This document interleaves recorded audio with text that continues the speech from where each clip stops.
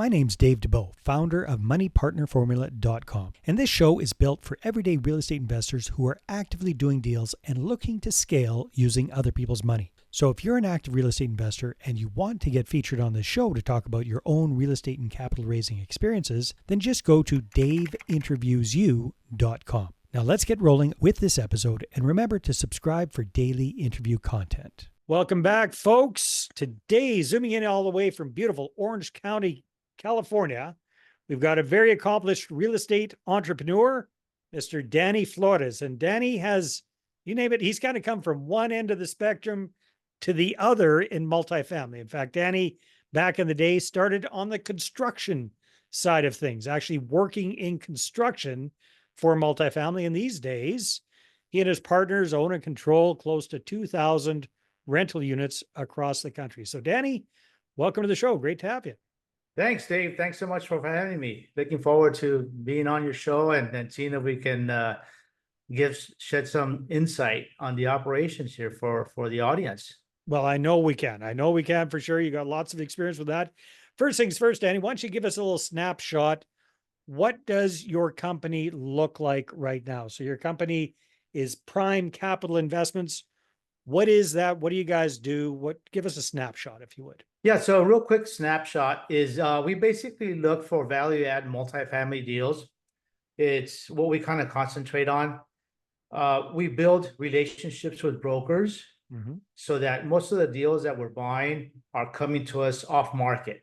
Anything that's gone to the market might be a little bit pricier than what we want to pay. It isn't much of a deal anymore, is it? No. If everybody looked at it, that's why they're passing it around, because nobody wants it, right? And so building those relationships with the brokers, they call us, they tell us, or they ask us if we want these deals. We go through our underwriting process. And if we like them, we tell them we want to go ahead and move ahead, and we buy them basically. And so we create business plans and strategies and how we're going to turn these buildings around, how we're going to renovate, how we're going to add value for our investors as well as for the tenants by giving them a better place to live, and basically put our teams together, talk about our business plan, and go through and execute it with the contractors who we're doing heavy renovations, with the management teams, with the leasing teams, and being able to produce good quality places to live with market rent and great return for our investors. Well, that sounds great. So what kind of markets are you in, Danny? I know you're all over the place. So are there any specific areas that you guys like to focus on? Yes, we're in various states, about 4 different states nationally, from Arizona to Texas to Florida to North Carolina right now. We started out in California originally, but California is just too tough, the bureaucracy here. But we really like Arizona. Is probably where we're most active, and we're the state that we believe in the most right now. And it's close to home. That's the other thing. Yeah. It's easy to hop on a plane and we're there in an hour. But there's a lot of good things happening in Arizona with population growth, business growth, and potentially housing. The new builds will slow down in 2026 because of the high interest rates, and that's where we see some type of opportunity to continue our growth and footprint there. Oh, very interesting. Okay, cool. So you guys are looking for existing properties where there's some room for lift. You can optimize these. What kind of, maybe paint us a picture of what is kind of like your ideal building, like how many units, give or take. Let's say it's in Arizona. What's going on with that property where you can get it at a really good price and have a good lift on that? Yes. So basically, we're going to look for buildings that are 1980 plus. We don't want them too old. Systems are too old. And it could get too expensive. So that's kind of our sweet spot, 1980 plus. We want them, ideally, they could be long-term ownership. So owners that potentially have paid off the buildings, so they don't have a need to go through and raise rents and stay up to market and basically renovate the units, because they have cash flow. That's the thing. And what happens is brokers call on these clients, potential clients of theirs, and they build relationships with them. But some of these relationships take years to actually being able to I execute. imagine. Yeah. So when they're able to bring us these deals, many times the owners don't want full price for the deals because they're making so much money off of them. They're kind of okay selling them with what they want. And at times we've been lucky enough that these owners have given us owner financing Oh, very nice. and That is larger very, deals, right? They've done that with us. So those are always, especially in today's market, favorable terms. If we can get a building that has loan assumptions that we can do, and basically go in there and take over the current loan. yeah, Uh, especially if they got it when, if they got some financing with their, what it was at 2 or 3%, that would be very smart. Exactly, right? So, Yeah. so these are the types of properties that we're attracted to because, going in, you're getting a good deal. And then the other half of it is going in there and saying, okay, what are we going to do to add value to the building, Yeah. right? The tenants have been there for a long time. Maybe they have old carpets, old cabinets, old appliances, old light fixtures, and we're going to go in and we're going to make it all brand new. So we're improving the quality of the house or the apartment for the tenants. And on many occasions, when we do these renovations, we're actually able to keep the old tenants. That's really amazing, right? Because I would imagine that after you go in and you do these improvements, if these buildings have been owned and operated by mom and pop Mhm. landlords who've had them for 30, 40 years, and they've had the same tenants for decades as well, there's a massive difference between what they're charging for rent and what current fair market rental value is. So I would think it would be quite a challenge to get those old tenants, even if you give them some renovated type property, to get them up to today's rental rate. How are you guys able to do that, Danny? Well, he'll say like the last one that we did 150 units Wow. in Phoenix. Yeah. The tenants consider it a community, right? It's not just a place to live. They know their neighbors, they like their neighbors, they're comfortable with their neighbors. And then our staff, our on-site staff, treats them very well. Uh, We like good customer service. So if they go move somewhere else, when we renovate the units, they're going to pay market rent somewhere else in a yeah. new community where they don't know anyone. If they stay in that community, they know their neighbors and they like their neighbors, and they're going to end up paying market rent there anyways. But they have a brand new unit. They're the first ones to get to live in it. And on that particular project, we were actually able to keep 83% of Wow. our existing tenants that we had when we acquired the building. Oh, that's outstanding. You guys are definitely doing something right there. So walk me through this logistically, Danny. That's a pretty big complex. That's 150 rental units. And it sounds like you did a massive upgrade on the property. And did you renovate all 150 units? And if so, did you kind of roll that out? And logistically, where did you put people as you're renovating their suites? Like, how did all of that work? Yes, we did renovate all 150 units. And what we do is we basically structure it as in batches. Okay. We ended up doing 16 units every 5 weeks. So that was our batch size. Pretty So impressive. Yeah. thanks. Yeah, yeah. I mean, it's the teams that we have, basically. I got to give it to them because working with our management company and then working directly with the tenants and figuring out who's moving out, when, if they want to move out, if they want to move into the new units, and kind of creating these batches of handpicked tenants that we're going to move out into a new batch that's just coming up. And like I said, 83%. So not everybody 100% is moving in to existing units, but most of them are. So you just talk to them and you work with them so that when the new batch is ready to move in, they move out of their old unit, move into the new batch, and now we have the next batch ready to give to the contractors. So yeah, sorry I'm asking so many questions about this. It's very Yeah. interesting for me. So that batch of 16, Mhm. basically numbers wise, it would be like 14 of the old ones are kind of moving into the 13 or 14 of the old ones are moving into the 16 renovated ones. Mhm.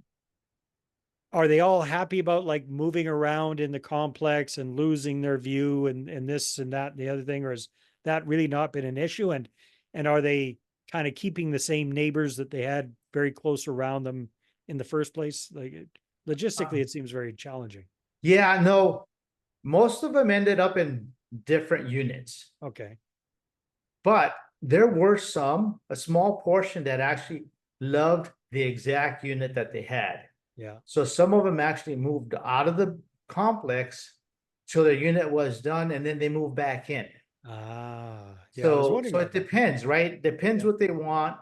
Either way, and I asked our management team, I did ask him, like, what's the secret sauce in keeping the tenants in maintaining about an 80% occupancy during the whole renovation? Yeah. And just so that you know, that building actually has 98% occupancy right now.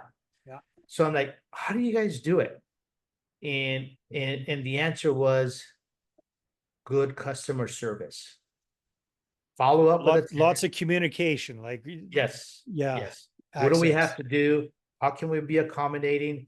We know we're asking you to move like really fast. How Yeah. can we help?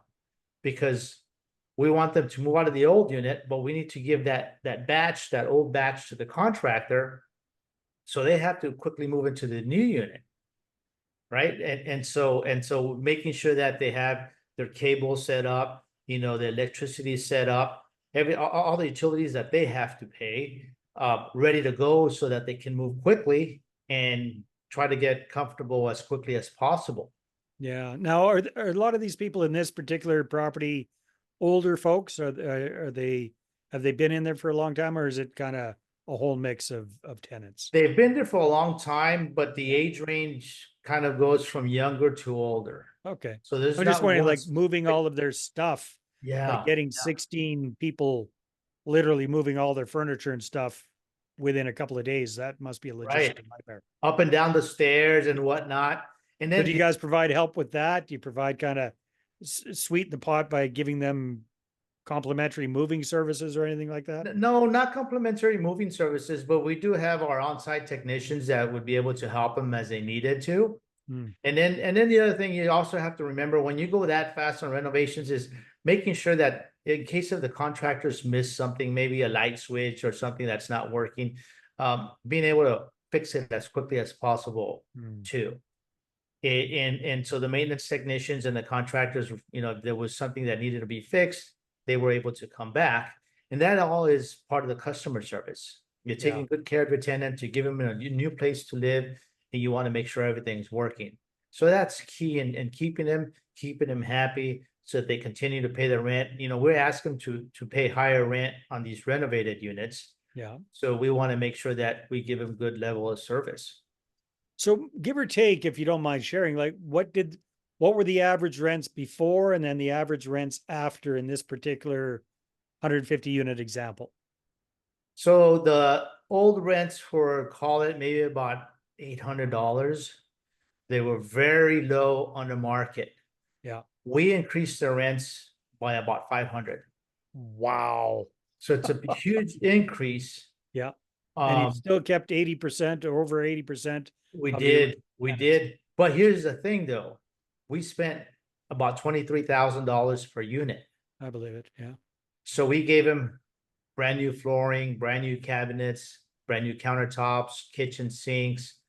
We gave him all new stainless steel appliances, all new light fixtures, two-tone paint, all the windows dressings. So it was all brand new for the tenants. So they're coming in basically to a brand new unit that nobody's lived in there before.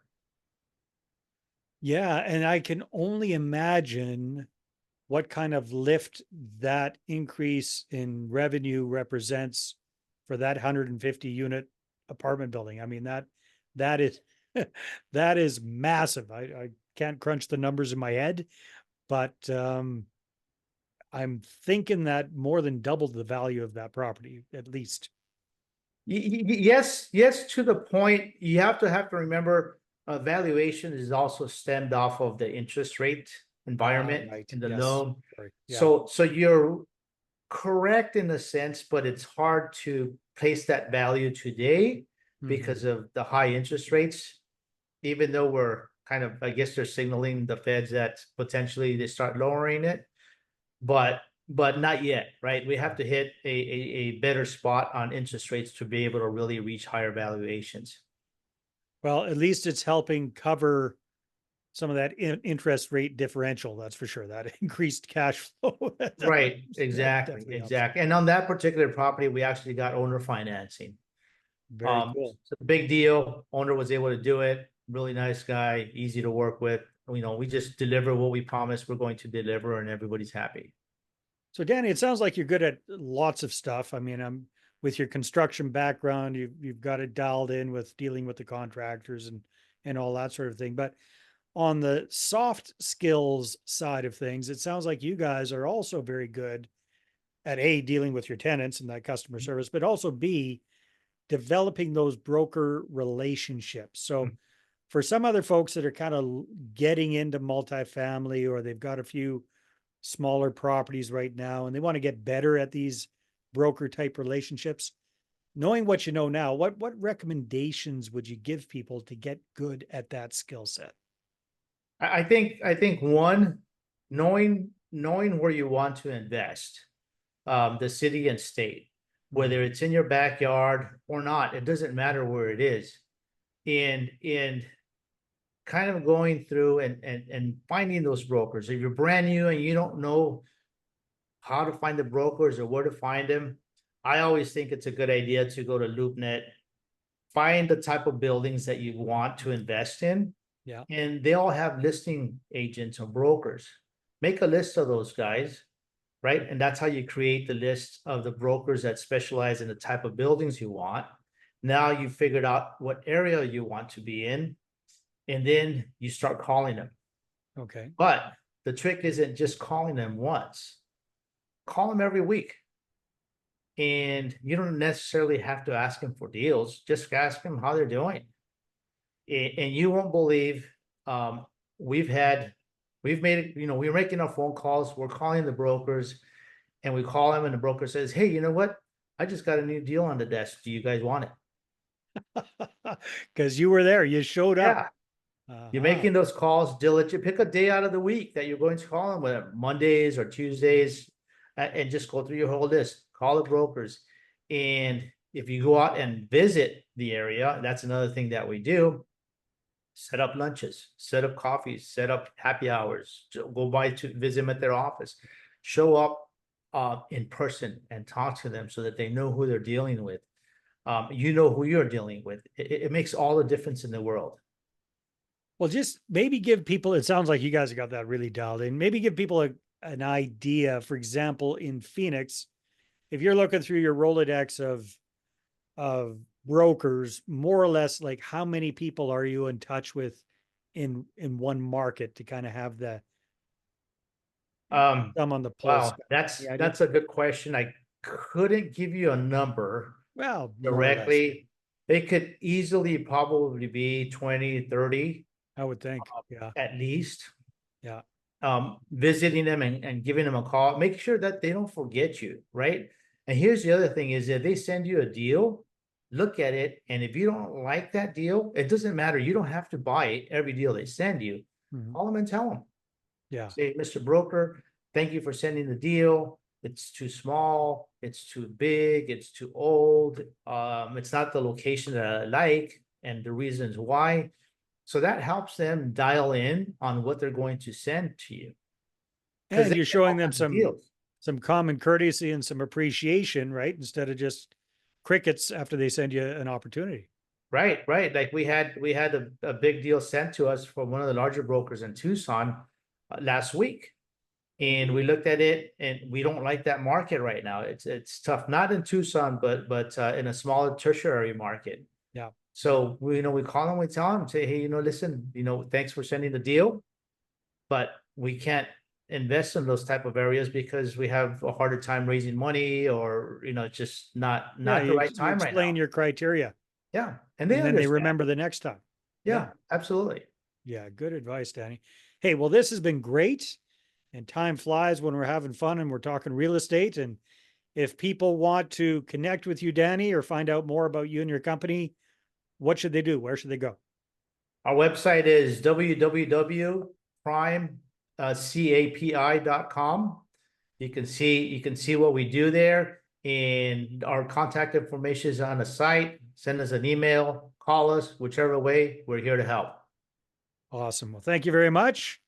And everybody, take care, and we'll see you on the next episode. Have a good one. Hey there, I really hope you enjoyed that episode. And as always, if you want to listen to more daily interview content, make sure you subscribe. And if you're an active real estate investor and you're doing deals and you'd like to get featured on this show, then just head over to daveinterviewyou.com. Now at moneypartnerformula.com, we help real estate investors to create a process for predictably getting capital so they can do more deals without relying on hard money lenders or the banks. We do this by building them a private capital marketing system. Now, if you want help turning yourself into a big money capital attraction machine, then book a call with our team to see how we can help. Just visit moneypartnerformula.com to find out more. All right, take care, and we'll see you on the next interview.